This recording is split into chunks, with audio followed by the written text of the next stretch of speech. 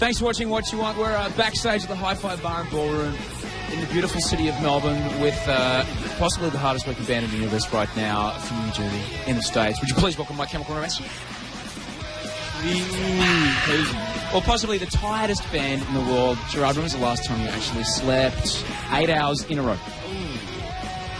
Hey. No, it wasn't 8 hours. Liar. I slept 8 hours in a row. Maybe on the airplane on the way up. Years ago? That was in a row. That was like, I'm going to 1998 maybe? Maybe like 2 years ago. So Jiminy Crickets. You got off sometimes. You only get to sleep for like 10 hours. You guys are working very hard, touring. You're playing great rooms like this classic room, the Hi-Fi Bar and Ballroom in Melbourne. Also, freaking stadiums where we play a strange game called cricket. How's that all going? It's amazing. I mean, you know, it's really great to be able to play clubs like this. You know, that's the best part. Like, you need to come back to these things. You need to be able to stay grounded and feel that energy off a crowd. So we love this stuff more than, like, I think the big stuff. What's it like, you know, or never stood on stage in one of those things when it's just like thousands of squillions? It's crazy. You can't see the end of it, you know. You can really only see the first couple of rows. That show that we just did was the biggest show ever for this band with Green Day at the cricket grounds. I was very nervous. Like, as soon as I stepped on stage, my hands started shaking, and, you know, it felt like the first time I ever took the stage. It was just so scary. There's like the 35,000 people. It's a stadium rock moment. Surely you were dreaming of that when you were like 15, 16, doodling, you know, this is me on stage at Wembley, you know? It's like you're never truly ready for something like that. It's so many people, you know. We had fun, though. The crowd was so warm to us, so nice. It was our very first Australian show, and it was in front of, like, thousands. So shit. It's pretty awesome. So I was lucky enough to see you guys back in July in an incredibly hot parking lot in Sacramento on the Vans Walk Tour. It was, and all I got from that experience was like, how the hell do you guys do this? Like, every day in the 40-degree heat, or 130 in your words, and then, you know, stand in a car park and play in the blistering sun, then drive for 27 hours and do it again. What kind of lessons do you learn from touring like that? Warped Tour is the kind of tour where you know going into it what to expect if you've done it before, and you know you're going to work really hard. You also got to let your body gets conditioned after a couple weeks, so it becomes like regular routine. We never had a situation where we were like, I think maybe in the first week where we were going to pass out. I think I kind of passed out once. That Jersey show, I got really sick. Yeah, that was a tough one, too. I mean, you hit little pockets where you're like, oh, man, like you're in Arizona, and you're like, how am I going to do this? And then luckily you're playing at night, so. What's the key to success? Vitamin B shots, good nutrition? So you try to eat well, a lot of vitamin C. You try to get a B12 shot when you can, really. Yeah, you got to really try to stay healthy. Luckily, if you tour the world, like we toured it really early on, and you catch every illness from all over the world, and then you don't catch them anymore. Building up the immune system is part of the show. Guys, we're going to get you some requests on in a moment, but I want to play some of your videos first. Can you tell us about, I want to play Helena first. Can you tell us about making this video? Yeah, I think this was the hardest video we had to make. There was one scene where we were holding that coffin in the rain, and we did that for like 3 or 4 hours, right? That was tough. That coffin was real heavy. I think we did more work on Not Okay. Helena was kind of weird because it was like we were involved in certain things and other elements we weren't involved in, you know, as far as having to work.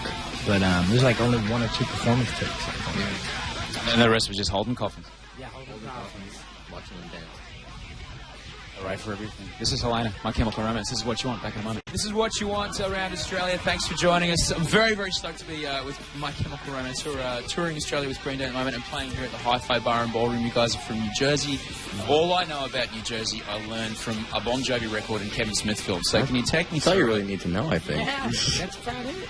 That, and if you land at Newark Airport, you get that waft, that smell. That's about it. That's Jersey. Looks like Mad Max. On the way in, too. It definitely does. I'm stoked for one that you know what the film's all about, but what do you mean? What sort of smell are we talking? Well, you know, landfill. there's like a landfill odor, a factory type odor. Carbon monoxide. Yeah. Lots Dead of car people. Car fume, dead people fume. It's we love it, though. Meadowlands. You know, if you're born there, you love it. You go somewhere else, and it could be like a mountain and beautiful, and you're like, I really miss that dead body smell. The dead body smell that reminds you of home. so delightfully. As I said, I was lucky enough to see you guys earlier in the year, and one thing that struck me straight away, and I did little dance when I was like, crikey, these guys are up there pulling off metal riffs and people are dancing to it, and I was so stoked. How did you come to this point, being so metally yet still not so metally musically? I don't know. Like, it's definitely like a feat to see people dancing to us. That didn't happen for a long time. I think it's because a lot of people digested the record, but there's a lot of metal going on in it, and it's weird to see people kind of dance to it. But you can. I don't know why. It's we have a lot of different influences that shouldn't work together but do, and Such as? well, like classical guitar meets metal meets old school punk rock meets some black metal meets Britpop type deal. So, Ray, what would be some records that people would be surprised to know that you have? Well, I think like the classical guitar music. I listen to Andres Segovia, Christopher Parkin, and also like Jeff Beck, and so I think those are pretty. Here I am records thinking that I you've been wouldn't listening to Yngwie, and I was all very excited for a moment. Really, you like No, I've actually never heard an Yngwie Malmsteen record ever. Yeah, I'm not a big fan. I interviewed him last week, and he said you guys were toast. No, not at all. But Bob, you're a big fan of Rammstein. I have an Yngwie story. Yeah, I want to hear. Yngwie I- Malmsteen is a bizarre Swedish metal it's an guitar player that has false hair and plays very, very quickly. Wow. Yngwie story. I was a runner at the House of Blues where he was playing, and his wife, who was the tour manager, had me go get Aquanet hairspray, and I got the blue kind instead of the pink kind. No, their whole crew got fired. It was amazing. Dude freaked out. No, how are they going to fire me? I just was like, all right, whatever. I got the wrong hairspray. Peace, and I left. But yeah, that's my story. That's amazing.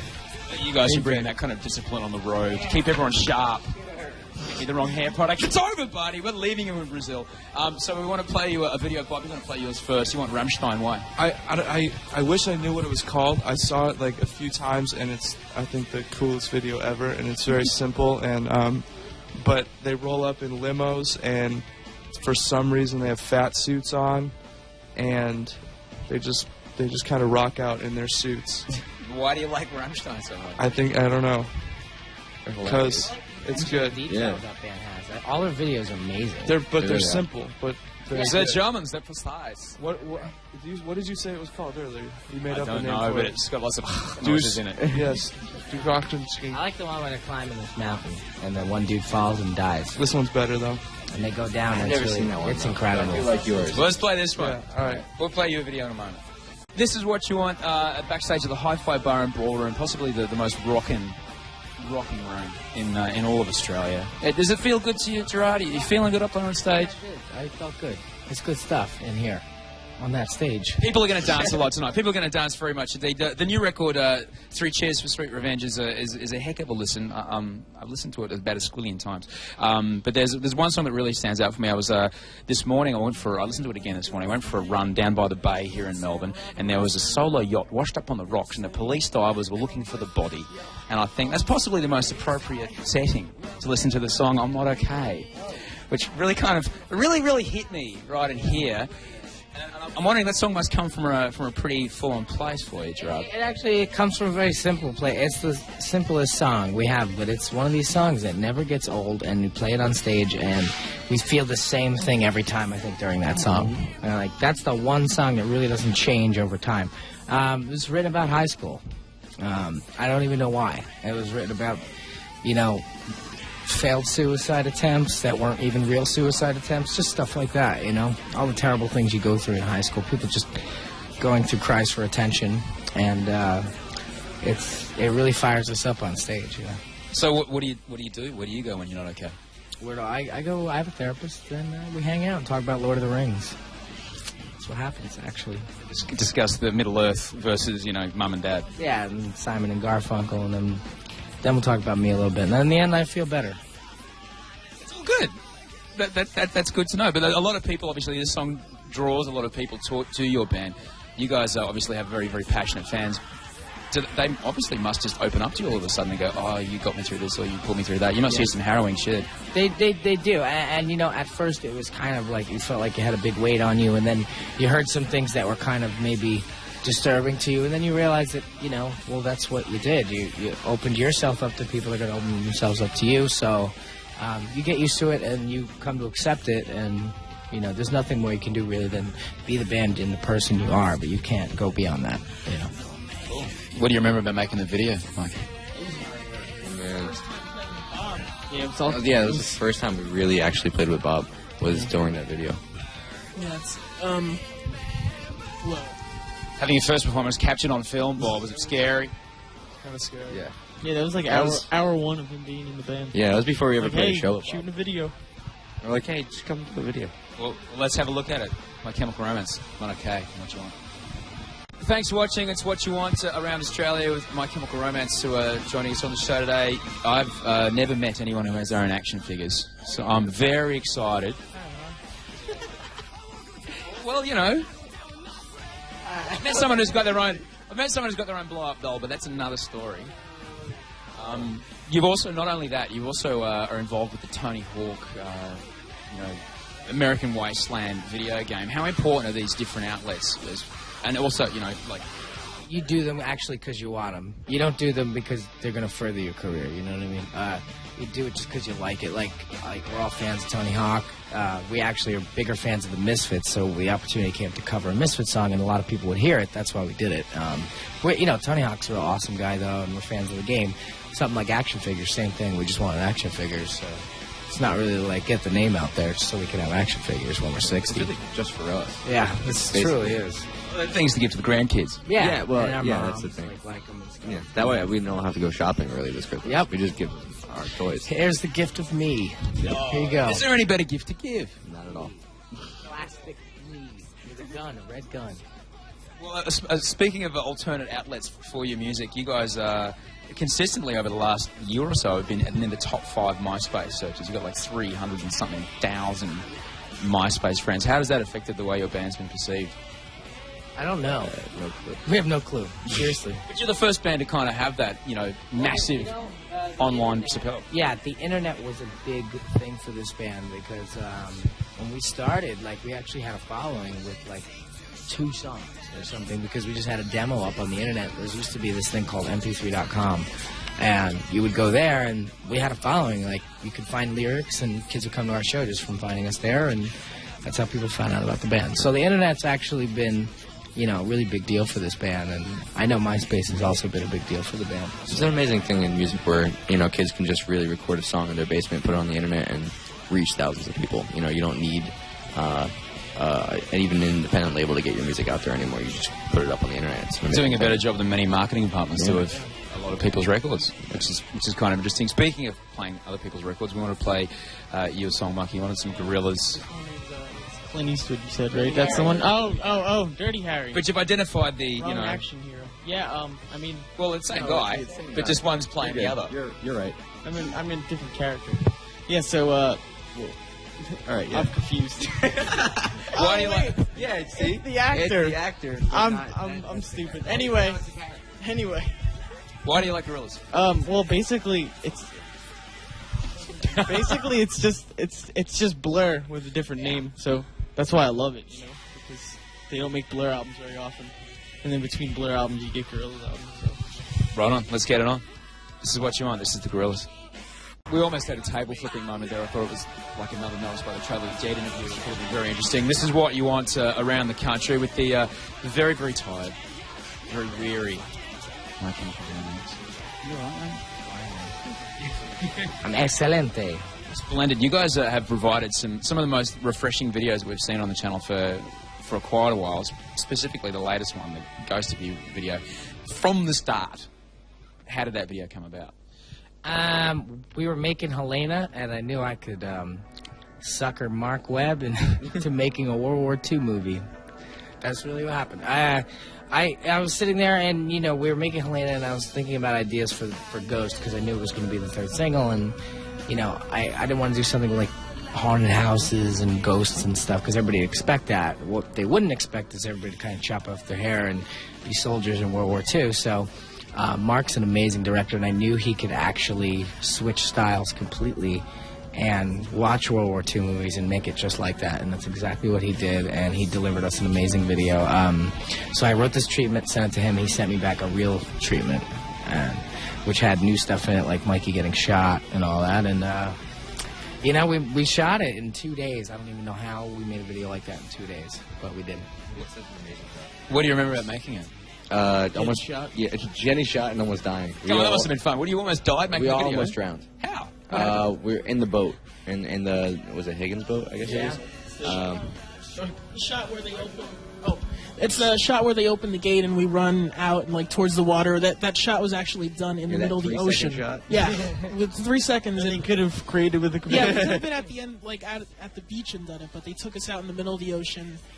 They dropped the door, and the entire boat just started flooding, and people started freaking out. They couldn't get the gate back up, and the thing almost capsized, and we almost all died. For true, man. Yeah, because we all had like 80 pounds of gear on. Yeah, it's pretty The bad. other ironic part was you can only see the first 2 rows of people. Yeah, that rope. Yeah, where you can't even see us in that No. shot. Nope. Almost died for Yeah, we art. almost died for a Almost shot of died. other people. Well, look, you know, lesser people have died for less. That's true. That's So, true. but thanks for almost dying to make us this great video. Hey, Just play it. This is My Chemical Romance on What You Want. Across Australia, it's What You Want. We're hanging out with My Chemical Romance backstage at the Hi-Fi Bar in Melbourne. You guys, what are your impressions so far? You've been around the country for a little while. It is gorgeous. It truly. No dead body smell. I'm sorry. no, we brought our own though. We have our own jar. You could see into the ocean, too. With the water, you Yeah, could you see. see the water, and it's blue, like water in a picture. there aren't like syringe you draw needles. when you're a kid. Mm-hmm. It's fantastic. Everybody's been super nice, polite, awesome. You know, it's just a good vibe. You could tell right away when you get to the country there's a good vibe about it. This place is good. Yesterday we were sitting outside at like this cafe. There are all these tables outside, and we're all eating. And people are just coming up, and like usually you see a bunch of guys at a beach wearing black and smoking cigarettes. You wouldn't really talk to them, but there were like older ladies coming up, like, "Hi, how you guys doing?" Like, welcome, and it was really nice. Complete strangers. Older ladies or older ladies with My Chemical Romance tattoos? Older. Yeah, Older lady. no tattoos. Just People older that ladies. usually like anywhere else would never come anywhere. And this was in Sydney or Melbourne or? This was in Sydney. In Sydney? Yeah. It What's was the a beach? really nice place. Start with a What's B. that place called? Bronte. You're in Bronte? Bronte? Yeah. Oh, it's around the corner from my house. There you Oh, go. right on. We went on a mini vacation. A mini vacation.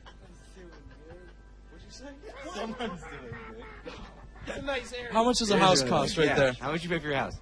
Well, look, you know, you guys Ooh, are wow. talking. What's I pay in South Pacific pesos, which is the Australian dollar versus your dollar. What's that just? So pretty much with your per diems, you can buy a house by the beach in Australia. Yeah. Yeah, I'm not kidding.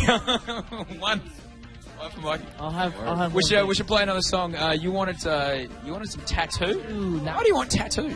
It's a good ass band. hooks. Not even real, but Nothing. good album. We're not afraid to Nothing but admit it. hooks. Nothing Yeah, but hooks a lot and of people smashes. won't. Just hooky. It's good. For people who think you're talking about fishing, can you explain what a hook is? Yeah, hook is like the part of the song where you're like, I gotta hear that song again for that one part that goes. And the whole record's actually full of hooks. Now, it's good. It's just good. We're able to appreciate. We know it's completely like produced in the studio, but it's good songwriting. This video though is awesome because they're in a big semi in the snow in somewhere in Russia, running people over, and the truck's on fire. And With the Ramstein video. it could. It's very similar to a Rammstein video, except two little kiss. Russian, they kiss. Bless those Eastern European lesbians. Well, apparently they're not, though, Bob was telling me. Not. They got boyfriends and shit. Fibbers. Yo, they're fibbing. Oh, I'm over it. That doesn't matter. They pretend, but that's okay. We'll still play them on No the one show. likes a fibber. This is Tattoo for you, Gerard. Thanks, man. Thanks for watching. It's been good to hang out with My Chemical Romance backstage here at the Hi-Fi Bar in Melbourne. You guys, obviously, you've got a very, very high-energy show. Sometimes, I'm guessing, you stand on stage and go, crikey, this is getting a bit out of control. How do you feel, when you're on the mic and you see something going down in the crowd? How do you feel responsible? Well, Warped Tour is actually the best example of that kind of thing happening. There was days on Warped Tour you walk out of there on stage with, like, the fear of God. You know what I mean? Just like, how many kids are going to go down there? Is anybody going to get hurt? Is anybody going to die? we had to stop songs every day. Like, so you just, and then after a week of that, though, you weren't as scared anymore, and then you get used to it. You know what to look for. You see a whole bunch of people fall down, that's the one. And you don't see them get up, that's when you stop. So we got used to that, and after that, like, anything's really manageable in a club or even in an arena. You can manage it. So. Do you feel that responsibility weighs upon you or weighs upon? Yeah, I mean, you know, they're there to see you. Like, there's a lot of things that are out of their control, so you are responsible. Like, you know, it's not like everything's just so awesome that you can't stop a song. Like, you know, you need to get over yourself at a certain point and be like, all right, we can stop this song. We don't have to keep it going just because the show's going great. You know, there's people that are getting trampled, so. Do you remember, like, going to see bands and being in that situation, being on the floor and going... It's kind of confusing, too, because when you have that many people, and especially young kids that maybe they haven't been to that many shows, they start to panic, you know, and when sometimes there's a situation where there's, like, those sinkholes where one person will fall down, some people go on top. Sometimes the situation can be remedied really quick. Other times, you know, there is a problem. You kind of have to wait for security and people that are trained in that to tell you what to do, you know? Yeah, because it got to a point on Warp 2 where it started to become such a habit that you'd be 3 weeks in and then people would be trying to stop the show just to do it. You know what I mean? Like, oh, stop. And it's just like, you know, a lot of people crying wolf out there. So you got to kind of really know, you know. But it's scary. Like, you don't know if they're serious or not. So good on you for taking that responsibility, because many bands don't, and it's frightening when you're in the pit and that happens. You're about to go on, well, you know, in a couple of hours. What's the pre-show ritual? What happens before the rock arrives? Bob? Jumping jacks. 75 jumping jacks. We all do high fives. Yep. And prayer circle? No prayer circle. We got this lineup that our guy Matt Cortez figured out, that we kind of line up all the band guys and everyone else on this side, and we do kind of like, you know, at the end of a soccer game, you high five everybody, and then you loop around. So we all used to do it, just kind of high five, and it was a mess, and you'd forget to high five certain people. So we've got it down to a science now. We do jumping jacks, and then everyone else has their own little routines that they do. Superstitions, you know. Yeah, they pee a lot. I have to wash my hands. 16 ways. What about you, Gerard? What's your pre-show? I do the same thing as them. I don't pee as much, but that's it, right? 75 jumping jacks, 16 ways, right? I just usually warm up for like a half hour. Play guitar, limber up the fingers. Nothing, no weird. You know. Get into the fruit platter, anything like that? No, You don't want to put anything in your stomach before you go on. You learned that the hard way? No. Yeah, I thought you were going to tell me a story about vomiting on stage. It's never actually happened. But, like, you know, just from the early days, you didn't get to eat a lot, so sometimes you'd be playing at like 5 in the afternoon or whatever, and you'd have to eat, and then you'd realize you couldn't even move. So you kind of learn that way, not to eat like 3 hours before you play. It's hard to get there. Well, I'm sure you won't be tonight, guys. Thank you for your time. I know you're tired as. You probably want a bit of a rest, but really appreciate it. Thanks for coming down. Don't be long before you come back on a proper tour, will you? Yeah, we'll probably be back next year. Mm-hmm. Sick. Be good. Don't forget, for your per diems, you can own a house by the beach in Australia. Like that.